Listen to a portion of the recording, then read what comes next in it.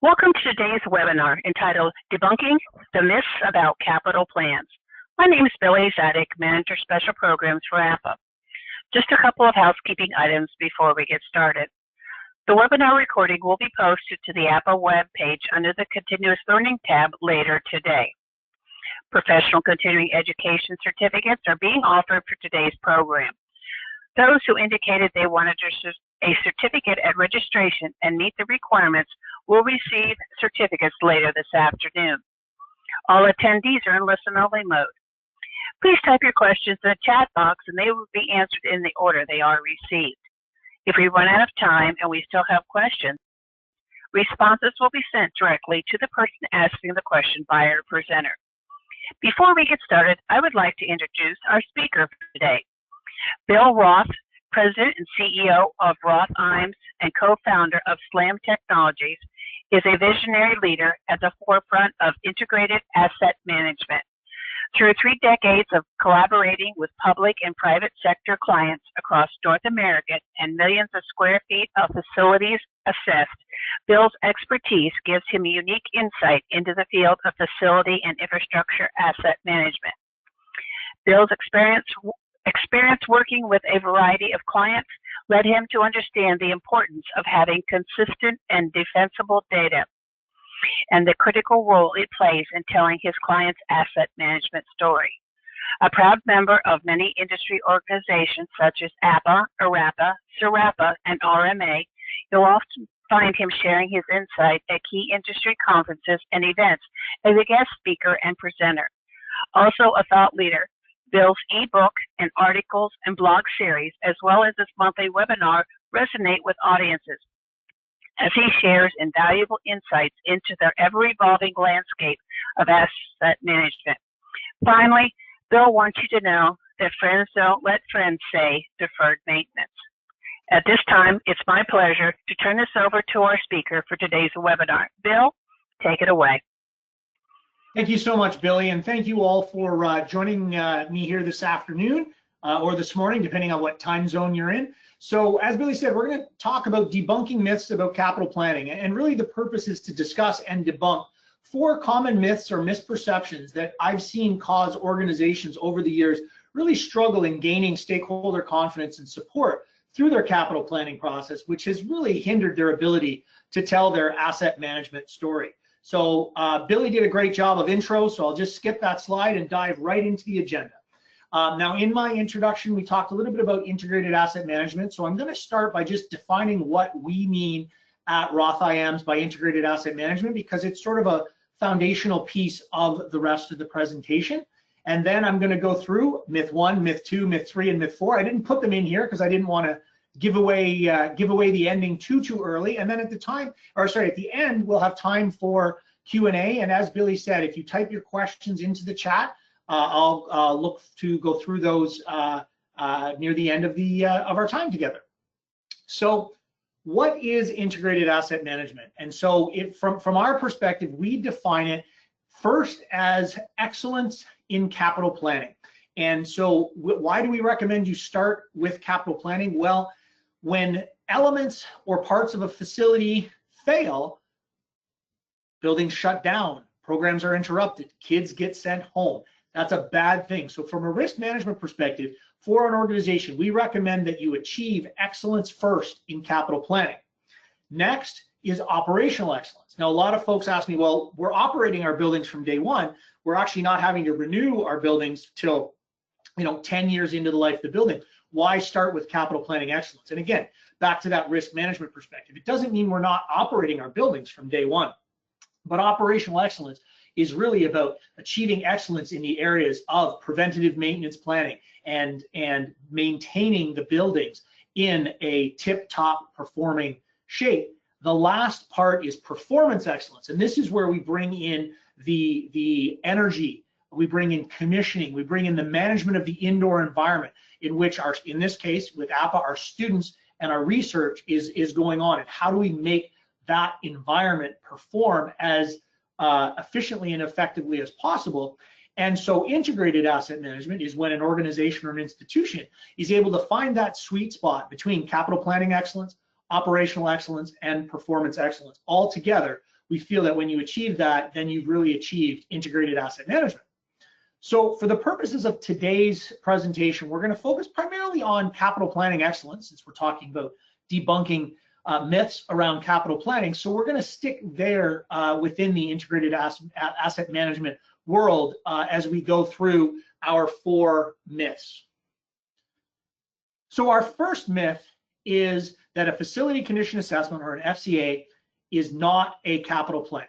So a lot of folks think it is. And so how did this get started? So basically, in my experience, when the commercial real estate sector started asking for property condition assessments, they were asking for time-limited forecasts. And so usually a 5 to 12-year evaluation period. It was usually lined up with the duration of a loan time frame. And so they would go out and ask for, hey, give me a 5-year PCA, give me a 12-year PCA. Now, as institutions, they were looking for multi-year capital plans, but oftentimes they were asked by their board or by their directors to have a 5-year plan or a 3-year plan or a 10-year plan. And so they would ask for an FCA with a 5-year time horizon or a 10-year time horizon. However, it's not a capital plan, even though I still see today institutions and organizations go to market asking for a 10-year capital plan instead of an FCA with a 10-year time horizon. And so it's really just terminology and vernacular, but there's an important distinction here. And why do we think we need to debunk the fact that an FCA is the same thing as a capital plan? Well, in almost every case, I haven't met an institution yet that has more money than need. There's a few that claim to have enough money to cover off their needs, but very, very few. Most are underfunded. And so therefore, you need to take the list of needs that come in a facility condition assessment, and you need to decide what's going to get done and what's not going to get done. Because if you don't have enough money to do everything, some things are going to have to get done and others aren't. And we really recommend, from an institutional perspective, if you are going to go out to do a facility condition assessment, you don't really want to share with your consultant or even your internal resources how much money you expect or assume that you're going to have to spend on an annual basis, because you don't want to bias the decision, or sorry, the process. Really, you're looking for an independent organization to come in and say, hey, what are the condition of all the different parts of our building? And as soon as you say, hey, we got $5 million to spend, then you're really asking the consultant to make business decisions on behalf of the institution about which things should get done and which shouldn't. And really, you know, as a consultant, who are we to make business decisions for you and for your organization about what you should and shouldn't do? We're there to present, here's what we think needs to be done over a period of time into the future, and it's up to you guys to make decisions based on what is important to you. And again, that really is about developing a prioritization method and or logic that you apply to that data, so that you can take your FCA list of needs, let's say it's $100 million, and decide how you're going to spend your $10 million a year over the next 5 years. So other reasons why this gets in the way for organizations is that a facility condition index is really about deferred capital renewal and maintenance. It's about replace in kind, and it's about, engineering studies, major repairs, and replace in kind scenarios. Now, as you all know, and as we know from working with a number of institutions on actually building a capital plan, there's lots of non-condition reasons that you decide to do capital work. Renovations, for example, program improvements, upgrades or enhancements, again, going beyond that replace in kind scenario. Either standalone or integrating regulatory and code issues into your renovation and your deferral. None of this information is generally found in a, we'll call it a traditional or standard FCA scope of work. So to say, hey, my FCA cost table is my capital plan is not really relevant, because it doesn't really include any of these other non-condition related factors. The other thing that we see a lot of sophisticated organizations doing is including allowances in their capital plan. And what we mean by an allowance is an amount of money that you're drawing down your available funding, but it's not specifically attached to an element in a given building. And so, for example, a lot of folks will have a hazardous materials allowance. We don't know exactly what, we don't know exactly where, but we know every year we spend about $100,000 doing studies and or abatement of asbestos in our buildings, or minor plumbing repairs, painting of facilities. We don't know exactly what we're going to do, but we're going to draw down our funding by a certain amount of money, which means that that money is going to be part of our capital plan, but it's not going to be tied to a specific recommendation in a facility condition index. And again, those allowances are not typically part of a traditional facility condition assessment. So therefore, to include them in a capital plan basically is another differentiator between a facility condition assessment and a prioritized multi-year capital plan. So what's our recommendation to avoid falling into this trap or to demystify the issue? Well, I said it before, and if you've ever heard me talk, you've probably heard me say it previously as well. A facility condition assessment is a list of needs. It's not a capital plan. It's not prioritized. It's not. It doesn't include any of those other issues. It's a list of needs based on observed and reported condition of the building elements. So it's not a capital plan. So again, to take that list of needs and turn it into a prioritized multi-year capital plan, we recommend that you start by building a multi-year capital plan based on known or assumed levels of funding. I know sometimes there's variable funding and it's hard to predict, but ultimately you want to start by saying, hey, we know or we think we're going to have this much money to spend on capital renewal work, and basically have a rolling 3-year plan.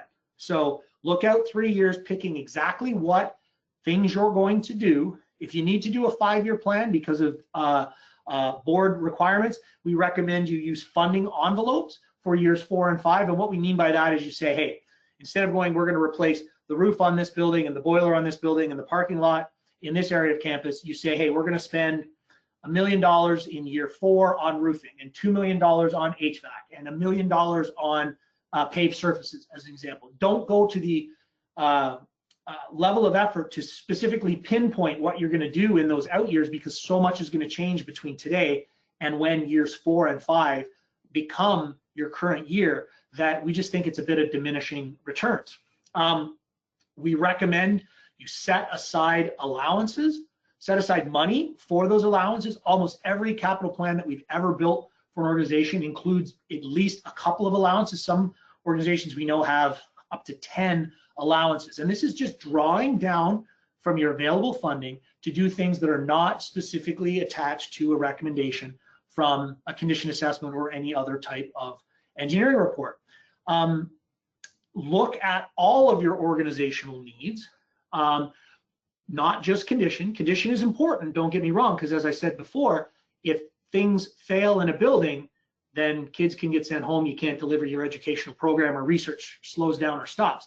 However, there's lots of other issues that in certain cases will take precedent over just condition structure.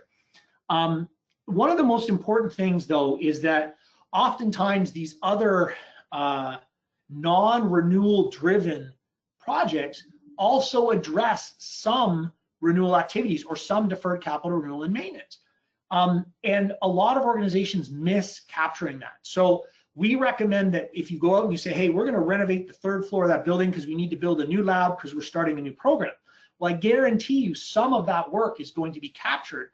Some of the work that you're going to do will actually impact your deferred capital renewal and maintenance. So as you're building those non-renewal projects, make sure that you capture that renewal work so that you can maintain and keep your data up to date.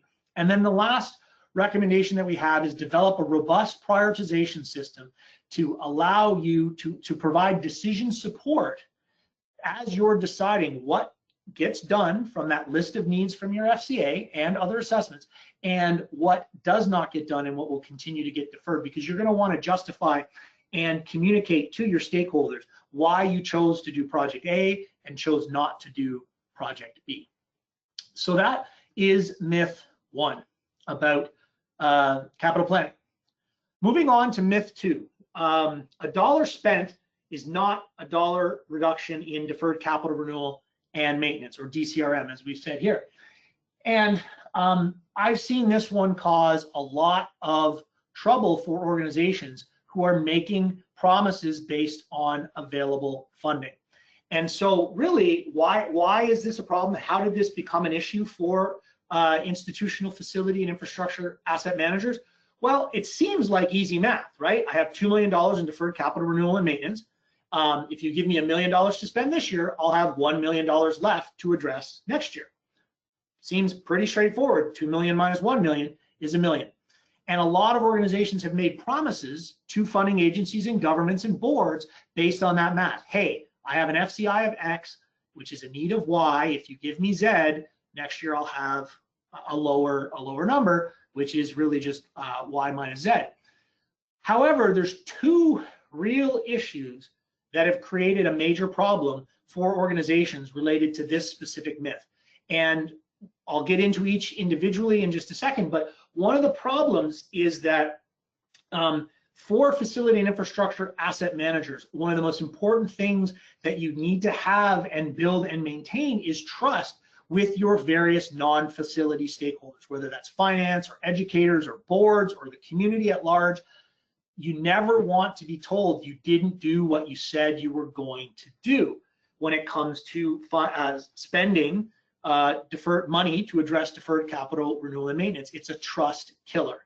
So how do we, what are the 2 issues that are created by this quote unquote simple math? Well, the first one is that every dollar invested in your building does not always translate to an equal reduction in deferred capital renewal and maintenance backlog. Why is that? Well, again, I'll go back to allowances. I mentioned that we recommend you use allowances in your capital planning process because there's all these little things that you set aside money for. But again, because it's not tied to a recommendation in associated with a condition assessment or anything like that, which is typically where you get your deferred capital renewal and maintenance numbers, spending that money does not reduce your deferred capital renewal because it's not attached to anything specifically. The other one, the big one that a lot of folks get stuck in is upgrades are not included in deferred capital renewal and maintenance. As I said before, and as I'm sure you know, condition assessments are focused on replacing kind within the reason of today's technology, obviously, but it doesn't include upgrading to a more efficient HVAC unit or increasing the insulative capacity of a roof, because those things typically have surcharges and costs. So the costs associated with those upgrades, the differential between the replacing kind cost and the upgrade cost, that money does not relate to a corresponding reduction in your deferred capital renewal and maintenance because it was never included in that calculation in the first place. And I'll go through a couple of scenarios here in just a second to explain each of these. The actual costs of what it takes to do something don't always equal the estimated costs. When you go to do something, you have a cost in your facility condition assessment, and you decide, hey, I'm going to do that project, and you may say, hey, look, that cost is not enough, it's too much. Here's what I actually think it's going to spend. Here's the amount I'm going to draw down my funding. I've got $1 million. I'm going to spend $300,000 on this replacement.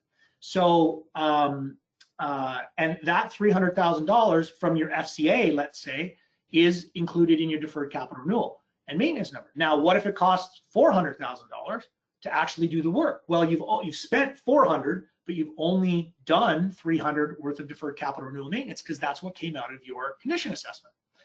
And then again, back to those other projects that are driven by priorities and reasons that are not related to condition, you're not likely going to address 100% deferred capital renewal and maintenance. Again, in a renovation, if you renovated a floor of a brand new building that had zero deferred capital renewal and maintenance in it, but you had to renovate it for program reasons because you needed to bring in a new type of lab or type of research space, you in theory would spend $5 million on a reno and do zero deferred capital renewal and maintenance. It's unlikely, but in theory it could be. So here's just a little tab, just to kind of go through a few of these different scenarios, right? To make it a little easier with numbers. So you look here, we've got a bunch of different projects, and then we've got the budget or the cost from the actual amount that it was spent to do the work, and then what was included in your FCA or your deferred capital renewal. So a replacement of roof, replace a roof with an in-kind type of roof, and the project finished on budget. So you've got $250,000 is what it cost, and the need in the FCA was $250,000. So that's a wash. That's 100% deferred capital renewal maintenance. Now, upgrading to an energy efficient boiler. The energy efficient boiler was 100 grand. In this scenario, the replacing kind boiler was 75 grand. So there's a difference of $25,000. 100,000 spent, only 75,000 in deferred capital renewal maintenance. Allowance for the removal of hazardous materials. Again, $0 going to be in your deferred capital renewal and maintenance typically, because it's going to come from your FCA numbers. So that's basically 0%. We're going to renovate 3 classrooms. In our scenario, this renovation has about $100,000 of deferred capital renewal and maintenance involved in the project for the $400,000. So the other $300,000 is either installation of new things or replacement of items that were not deferred, but we needed to do it for program reasons. And then there's a repaving of the parking lots, which ended up at $50,000 over budget. $150,000 is what we spent, $100,000 in deferred capital renewal. So here's just an example where we have spent $1 million of our capital funding, but we've only actually addressed $525,000 worth of deferred capital renewal and maintenance backlog. So the important thing here is to understand that just because you're given $1 million, don't promise to reduce your deferred capital renewal and maintenance by $1 million.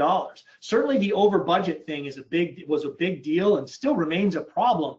But all through COVID with supply chain issues and everything else, things were coming in way over budget. So hey, you got $4 million for whatever, $40 million. How come your deferred capital renewal and maintenance isn't $40 million lower? Well, there's a lot of the reasons that we talked about here. So you just want to be, you just want to be open and understand and not rely on simple math and make simple promises that you're not going to likely be able to keep. So I mentioned there's 2 issues associated with this myth about $1 of budget not equaling $1 reduction in deferred capital renewal maintenance, is that every time a year goes by, there's new deferred capital renewal maintenance that moves into your current need.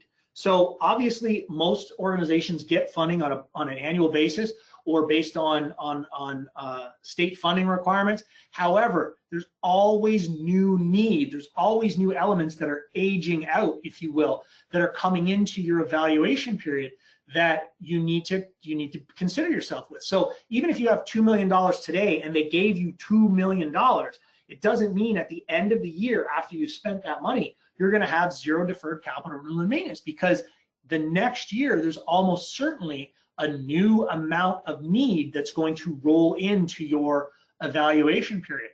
And so understanding that, what does the long term look like, right? If I'm dealing with a 5-year plan and I have X need over 5 years and I get a certain amount of funding, after that 5 years, my 5-year time horizon is actually going to go out from year 6 to 10 of my original planning window. So you need to always be looking a little further down the road than just current year or just your current planning cycle, because there's always going to be new stuff coming in.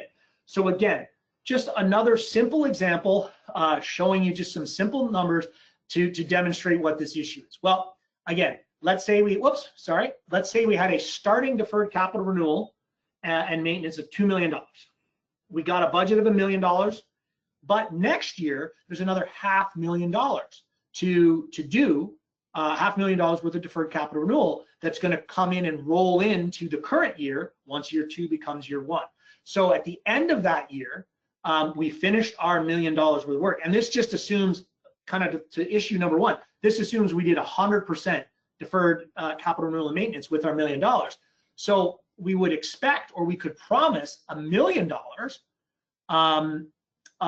deferred capital renewal next year, forgetting about the $500,000 that rolled in. So our actual deferred capital renewal and maintenance at year 2, at the start of year 2, it's going to be $1.5 million, which is a $500,000 difference. These are fairly small numbers, folks. I don't think anybody's going to get in trouble over a $500,000 difference. But if you just add 1 0 to this, and I know a lot of organizations are dealing with multi-tens of millions of dollars worth of budget and hundreds of millions of dollars worth of deferred capital renewal and maintenance. So if you don't consider the future and what's going to happen at the end of your funding horizon to recognize there's going to be new stuff coming in, you could end up in real trouble. I know one college that we were working with, they made some promises. They said, hey, here's our need. If you fund 50% of our need, we're going to show a reduction at the end of 5 years of our FCI of this amount.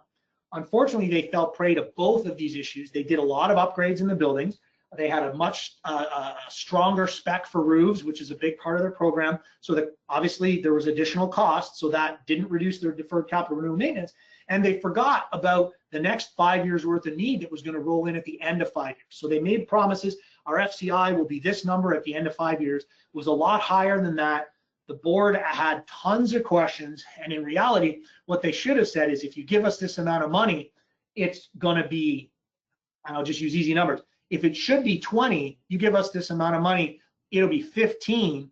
However, if you didn't give us any money, it might be 25. So it's understanding that, it's understanding what is rolling in each time as you roll each year or roll each planning horizon, so that you don't make improper promises. So what do we recommend? Know your numbers and do the math, right? I sound like I'm talking to my teenage son here, but ultimately take the time to explain to your stakeholders these issues, right? Upgrades, non-renewal based decisions, new things coming in every year. Take a longer term view beyond just what your planning horizon is. We often recommend organizations discount their total spend to reflect that reduction in deferred capital renewal and maintenance, whether that be over budget, upgrades, all of those sorts of things. It's a little bit arbitrary, but you know, if depending on what you're looking at, you can usually come up with, hey, we're going to discount by 20%. So instead of $1 million, like if we have $1 million to spend, we are estimating we're only going to do $800,000 worth of deferred capital renewal and maintenance, for example. I said it before, if you're doing program related work or renovation work or work that's not driven by by deferred capital renewal and maintenance, make sure you capture the deferred capital renewal in those projects so that you actually can not show 0% for those projects, because almost assuredly you're going to do some things that are deferred capital renewal and maintenance. So by capturing them, you can offset some of the difference based on overages and those other issues. Because if you do it, but you don't capture it, you actually are reducing your deferred capital renewal maintenance, and your data set becomes less accurate because you've done some of the work that you're listing as ongoing deferred capital renewal. And again, just for all to understand what's rolling in each and every year, look beyond your planning horizon to see what's coming into the future years. This is why when we talk about the time limited forecasts in issue number 1, we recommend you take a longer term view. Ideally, you do an element level inventory of your building so you can see a forecast many, many years out, so that you know what's coming, so that you're not just left looking at a 3-year window or a 5-year window and then all of a sudden surprised because, oh my gosh, there's even more to do, or wow, we did a whole bunch of stuff. And if you're lucky and there's not a lot in year 6 to 10, then you have an opportunity to spread those things over more time if you take that longer term view. So again, remember, $1 spent does not necessarily equal $1 in reduction of deferred capital renewal and maintenance. That's myth number 2. So myth number 3, more money is always better. So how did that myth get started? Well, decades of underfunding, as we all know, have led to huge deferred capital renewal and maintenance backlog numbers. And almost everybody has been and continues to ask for more money almost continuously. What happens oftentimes is government agencies, because most of us are funded by some level of government agency, will find a pot of money, usually short-term or one-time, time-limited, and throw it at the issue. And the best example we have most recently is a lot of the COVID relief money. All of a sudden, governments found a whole bunch of money, and a lot of it found its way into the hands of colleges and universities, higher education institutions, to address deferred capital renewal and maintenance. And the problem, why is more money a problem? Well, the problem is that spending money is pretty easy, but spending it wisely, and we define wisely by getting value for the money, is and can be very, very difficult. So, why do we say more money is not always better when almost everybody has massive needs? So why do we think we need to debunk this myth?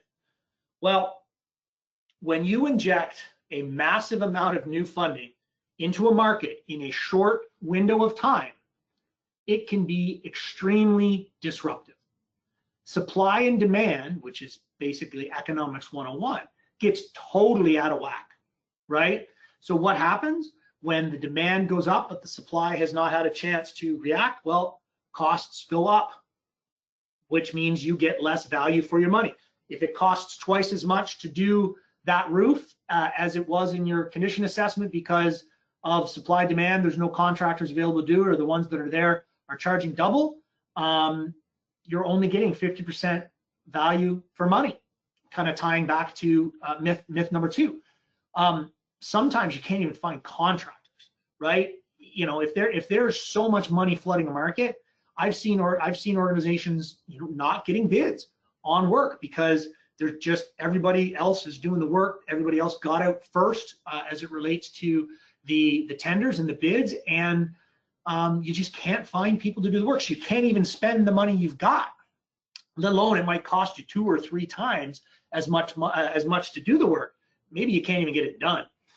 And then third, and we saw this a lot during COVID, and it's still a bit of an issue, but certainly it's not as big of an issue, but supply chain issues. If you have a situation where all this money is coming in and there's also supply chain issues, as we saw during the days during and after COVID, it just compounds the problem. And so again, costs go up. You can't get labor, can't get materials, can't get equipment, can't even spend the money, even though there's usually a time limit on when you have to basically encumber the money and when you have to spend the money.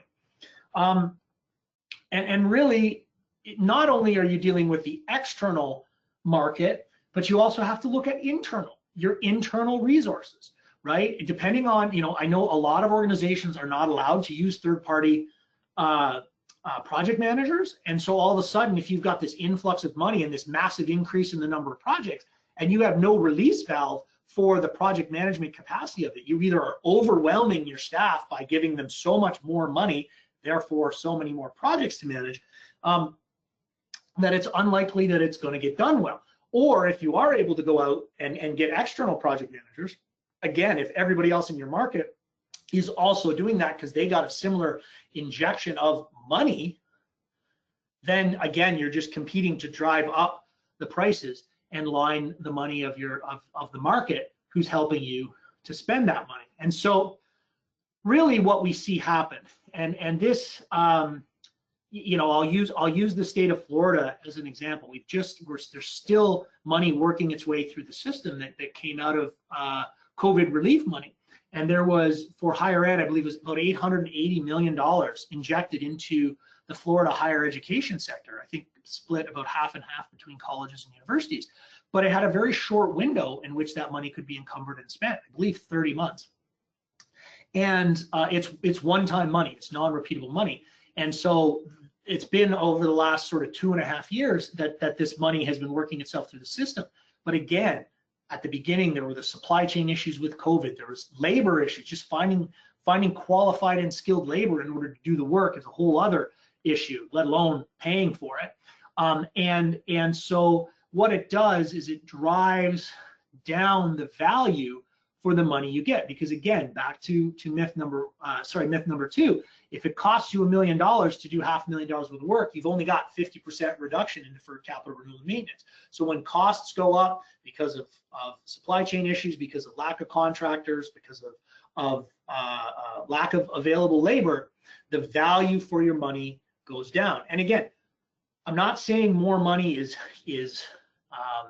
ever truly bad, but there is a better way if you can. And again, if somebody comes and hands you a whole bunch of money, you're certainly not going to you're certainly not going to turn it away, especially given you probably have way more needs than money. But you really want to try to tailor your ask to what you can realistically manage to spend wisely based on your market. And every market's a little bit different. If you're in a major market, you're going to have a lot more capacity. If you're in a secondary or a tertiary market, you're not going to have the same skilled labor pool, the same contractor pool to draw from. So try to understand and think about, as you're building out these plans and putting forward your asks to your stakeholders, what can I realistically spend and achieve the value? If possible, and it's certainly not ever possible, right? In these COVID relief scenarios or these one-time funding, this is just kind of manna from heaven, right? But in a perfect world, for the institutions and for their governing bodies, try to spread the money out over a longer period of time. I truly believe that $1 billion in 1 year is not as helpful to an institution or to a group of institutions as $200 million a year for 5 years is. Because the more time that you have, the more you give markets the opportunity to adapt, as well as institutions. If I was a construction contractor and I knew, hey, there's $1 billion more money coming into this market over the next 5 years, I can hire more staff, right? If it's coming in and I got to do all this work in a year, I'm not going to hire a bunch of full-time staff, get them all trained up just when the money's going to run out. But if I know I've got a 5-year runway, I'm going to hire more staff. If I'm a manufacturer, I might increase production capacity because I know I've got a 5-year runway of further funding and further need for my product or my staff. Same thing internally, right? As an institution, are you really going to go hire a bunch of people? If you need 5 new people, are you really going to hire 5 new people for 12 months? Probably not. But if you need 1 person for 5 years, making the business case to hire that 1 person, knowing you're going to have 5 years worth of projects to do, is a much easier business case to make. The other thing is have a prioritized multi-year capital plan with shovel-ready year 2 projects in place, so that if additional funding does come in, you can quickly adapt and you don't get caught flat-footed where it's like, oh my gosh, I got this additional money to spend. What do I do? What do I do? Well, with that multi-year capital plan that we recommended, especially if you're able to start planning your year 2 projects in year 1, you're able to more quickly adapt and respond to that additional funding that may, often doesn't come in the middle of a fiscal year. So just remember, we all have lots of needs, but more money doesn't always equal better results. So myth number 4 is that the plan is done when the last project is finished. And what do we mean by that? Well, typically capital planning, even if it's a multi-year capital plan, is built in terms of yearly capital plans. And so there's a begin date and an end date, usually aligned with your fiscal year and when budgets are allocated and when budgets need to be spent. And the idea is, let's get everything done so that we can finish this year, close the books from an accounting perspective, and then start anew next year. Even though the planning may start before, it's typically been compartmentalized so that everything is kind of broken down in year chunks. We all know construction doesn't actually happen in fiscal years, so that's one issue with the whole thing as well. But no plan, I shouldn't say no plan, very few plans look the same at the end of the year as they do at the beginning of the year, because there will be unplanned work that arose. There'll be things that don't get done for a variety of different reasons. Maybe contractors weren't available, maybe priorities changed, maybe this project cost too much, so you had to reallocate money from over here and you couldn't do that. And so the plan is only, the reality is only as good as how you executed on the plan, and things often change. And the other issue is that once you do a project at the beginning of the year, in the middle of the year, at the end of the year, your data set, your forecast for deferred capital renewal and maintenance is out of date. Future forecasting, if you don't keep your data up to date, will be wrong.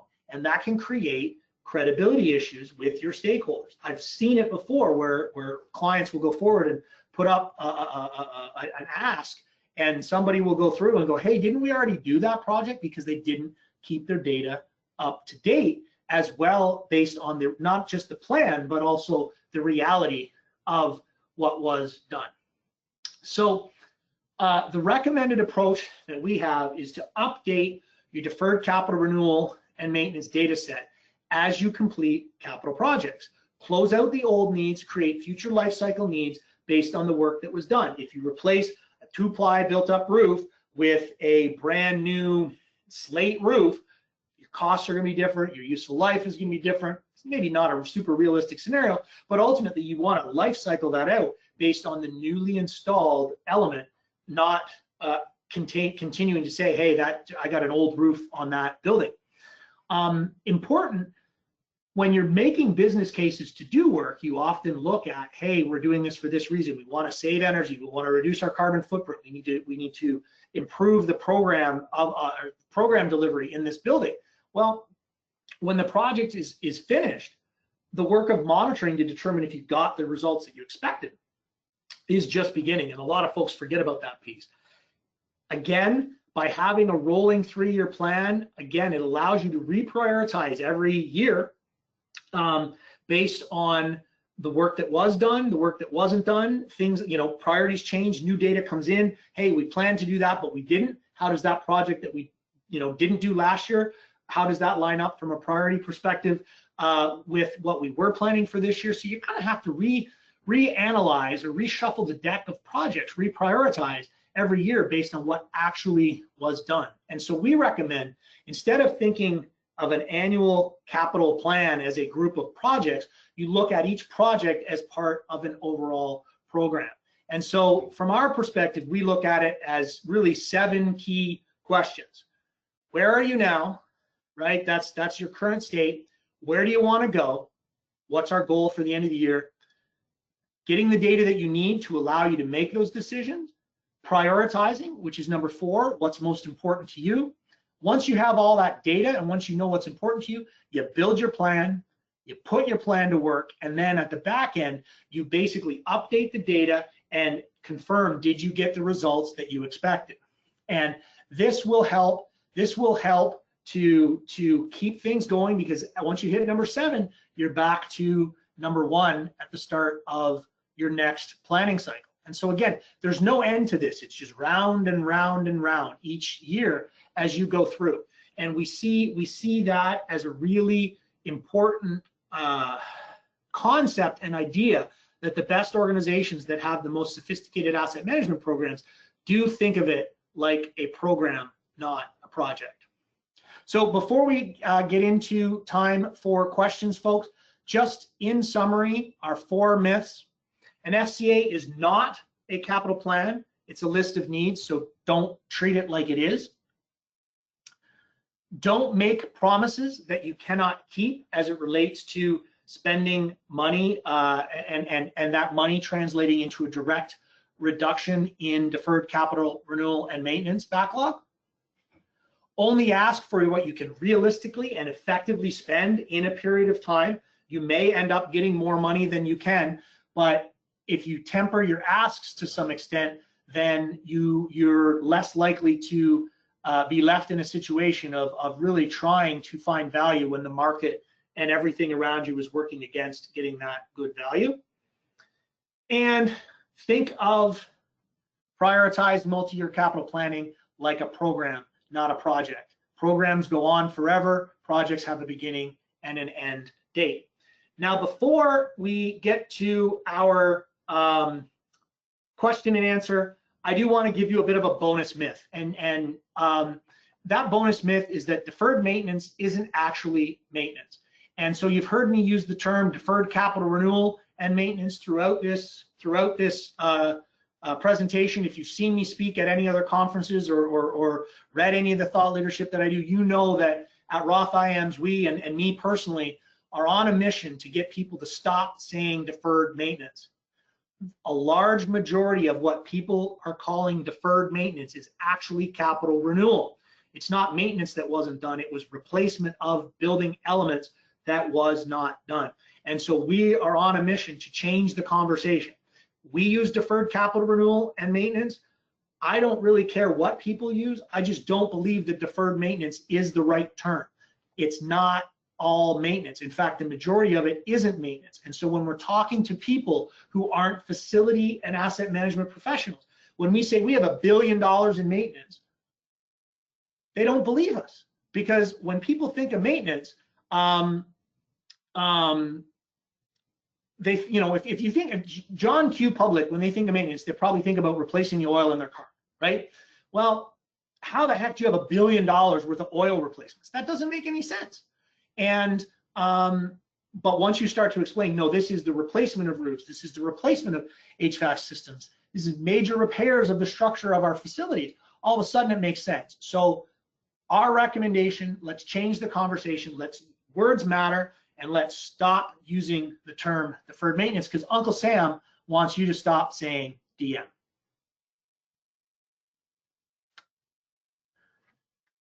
Open it up for questions. Okay, Bill, we have a couple of questions that are coming in. First question is,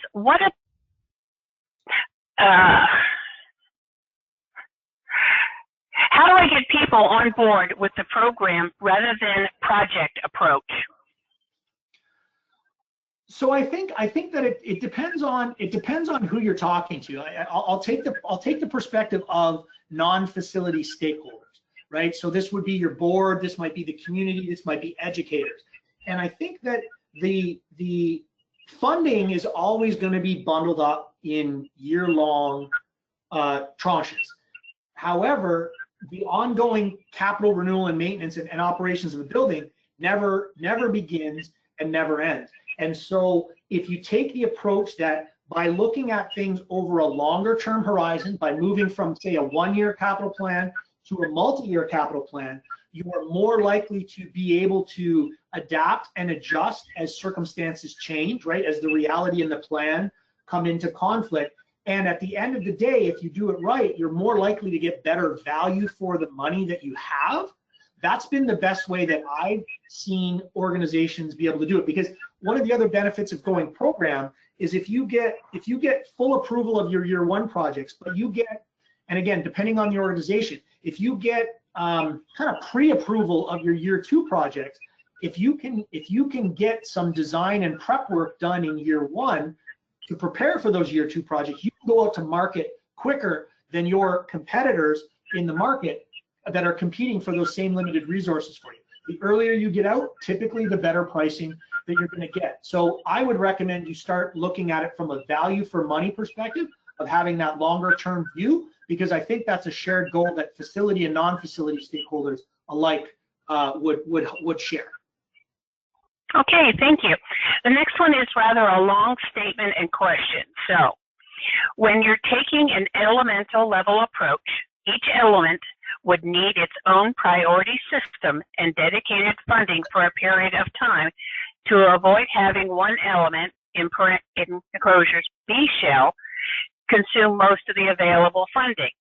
This also helps with planning projects with long lead items.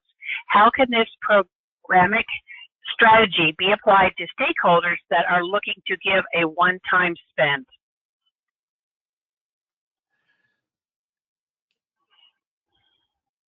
Sorry, I'm just digesting that question. So I think that the best way that we've found to help communicate priority to your various stakeholders is to engage them in the process.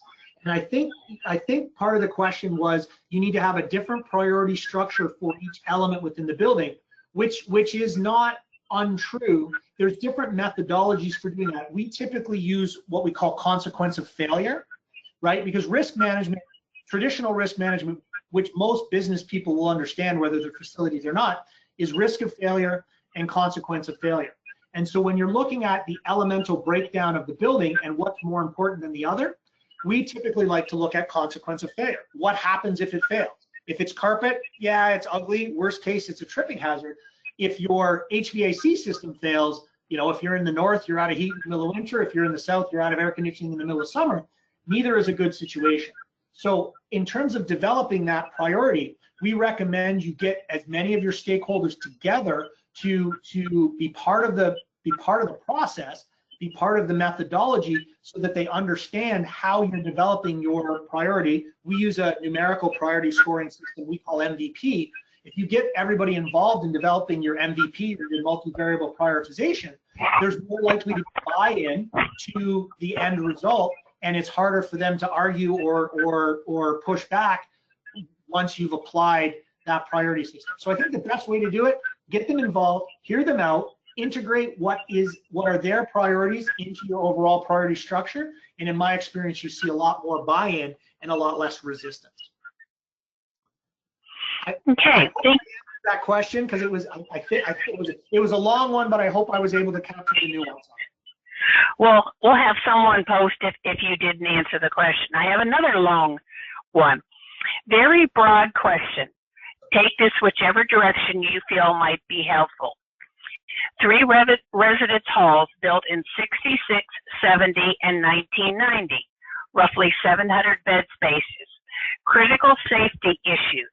FCI for each building is creeping into the 40s. Spending the money on the DCRM means they won't be profitable for 15 years. How would you make the case, or would you even want to make the case, that new construction and then demolition of the old building is the best way to go? Oh, that's oddly specific. That sounds like a real life situation. So yeah, I think once you're getting up to a significant FCI, and again, I'm not sure if you're using a 3-year FCI or a 5-year FCI. Regardless, if it's a 1-year FCI, 40% is a really big number.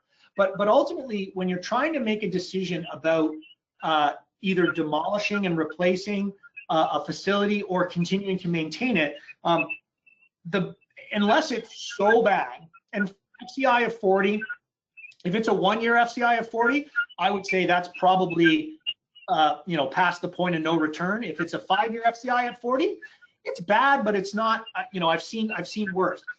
Now, when you start talking about comparing an old building to a new building, we recommend you look a little bit beyond just condition, because there are a lot of other issues that can come into play. There's accessibility, there's grandfathered code issues, there's potential programmatic issues, there's space function.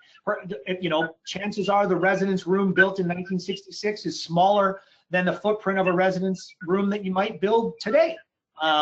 And so if you're, again, unless it's so black and white that the FCI is so big, we recommend that you take a little bit more of a deeper dive. So if you do a campus-wide FCI, it's sort of like, it's not quite this simple, but it's a bit like a mile wide and an inch deep. You're doing a similar visual assessment only across your entire portfolio.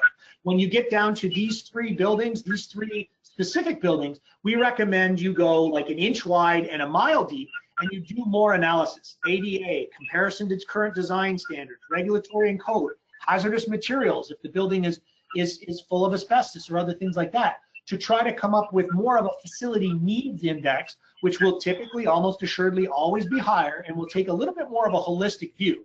Because if you have a 1966 building with a residence building with an FCI of 40, even if you replaced everything, it's still going to have old bones, it's still going to have probably smaller rooms and other things like that. So we actually recommend you go a little bit deeper and do a bit more of an integrated facility assessment of those 3 buildings, spend a little bit more money to help build out the business case. And by adding those non-condition issues, you'll have a better understanding of, does it actually make sense to renew this building or just build new and replace it with a brand new facility. Okay, thank you. Next question is, what is the resistance to demolishing a building?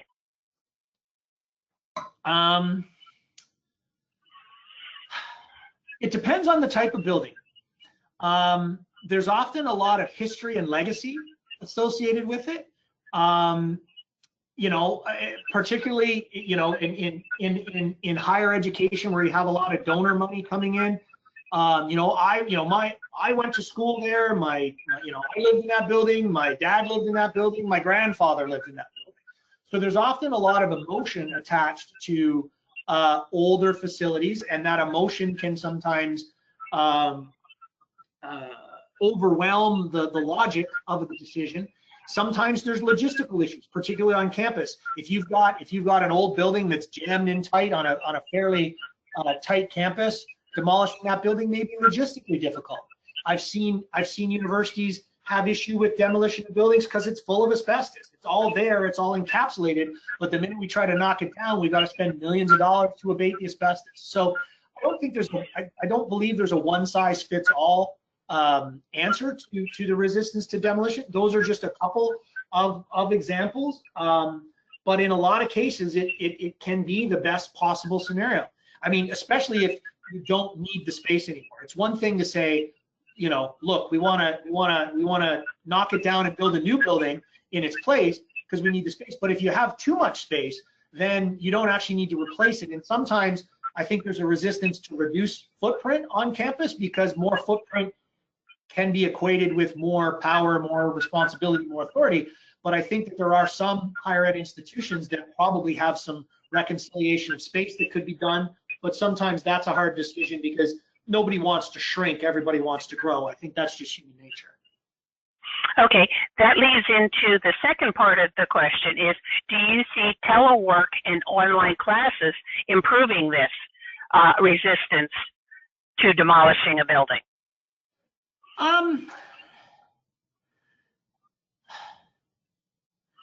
I think that, I mean, I certainly think that there will be a big impact on the delivery of higher education for sure. Will it change the resistance to demolish the building? I think kind of back to my last point about, you know, sometimes organizations are going to have to grapple with the fact that they may have too much footprint. And so I think if the organization can overcome that, and if in fact online learning and telework reduces the need for space, and an organization can come to grips with the fact that, yeah, you know what, it's better for us to be 4 million square feet of very efficient space than 5 million square feet of, you know, with 25% extra capacity. I think it will, but I think the harder part is going to be overcoming the resistance to shrinkage.